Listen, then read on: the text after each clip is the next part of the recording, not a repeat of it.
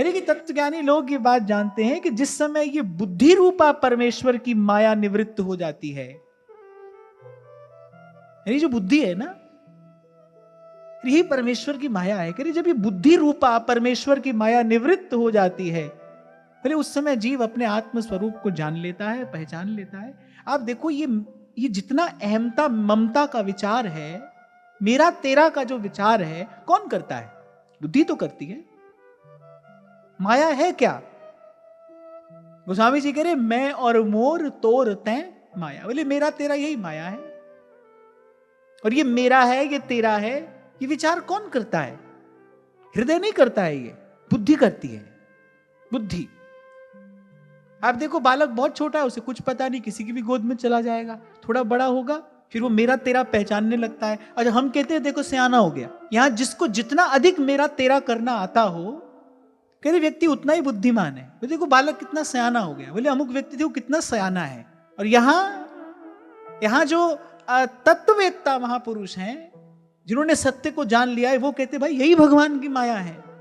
इसीलिए स्वामी रामकृष्ण परमहंस रोकर कहते थे भगवती के सामने, ले हे मां कृपा करो, मेरी बुद्धि पर कुठाराघात कर दो, ये बार बार तुम्हारे होने का प्रमाण मांगती है। सेवक जी भी कह सकते थे श्री हरिवंश प्रमाण बुद्धिम, कह रहे नहीं, श्री हरिवंश प्रमाण मनम, मेरा हृदय उसका प्रमाण है, बुद्धि नहीं। बुद्धि तो भगवान की माया है। सारा किंतु परंतु मेरा तेरा जितना भी द्वंद्व का बीज है वो यही तो है। वो दो पंक्तियां मैं आपको कभी सुनाता था ना, कि अगर कोई कह रहा है कि हम मजे में हैं, या तो फकीर है या नशे में है। जब तक आदमी होश में है, तब तक उसको मेरा तेरा पता है, तब तक उसको आनंद की अनुभूति नहीं हो सकती। बड़ा गंभीर सूत्र इस श्लोक के माध्यम से श्री सूत जी ने कहा, यद्येशो परता देवी माया वैशारदी मति,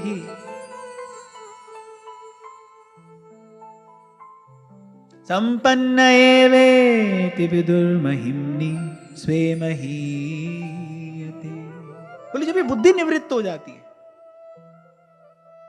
अब इसका क्या तात्पर्य? जब कोई बुद्धिहीन हो जाता है, क्या इसका ये तात्पर्य है कि जब कोई बुद्धिहीन हो जाता है तब उसको अपने आत्म स्वरूप का ज्ञान होता है? ना ना, जब बुद्धि में विवेक का प्रकाश हो जाता है। देहु कृपा कर बुद्धि प्रकाश। सीधी सी बात है भाई, कोई वस्तु है, आप अपने स्वार्थ के लिए उसका उपयोग कर रहे हैं, तो फिर उसका शुभ अशुभ परिणाम आएगा, उसका कोई ना कोई बंधन होगा। और वही वस्तु आपने प्रभु की सेवा में लगा दी, लो वो प्रसाद हो गया, आपके कल्याण का हेतु बन जाएगी, कल्याण का कारण बन जाएगी। बल है, बुद्धि है, विद्या है, स्वार्थ में लगी है तो बंधन का कारण है। यही जब परमार्थ में लग जाती है तो मुक्त कराने वाली हो जाती है। जब बुद्धि को गुरु की कृपा से विवेक का प्रकाश प्राप्त हो जाता है, जब बुद्धि में विमल विवेक का प्रकाश हो जाता है, तब यही भव से पार कराने वाला विचार देने में समर्थ हो जाती है। हाँ, पर बड़े दीर्घ काल के साधन के बाद, बड़े दीर्घ काल की साधना के बाद ऐसी स्थिति प्राप्त होती है। दीर्घ काल की साधना के बाद स्पष्ट कह दिया सेवक जी ने कि ऐसी भक्ति करे बहुकाल, दीर्घ काल तक इसका अनुष्ठान करे, हारे नहीं, निराश नहीं हो, धैर्य और उत्साह पूर्वक गुरु की आज्ञा पालन में लगा रहे, धैर्य और उत्साह पूर्वक, निराश नहीं हो।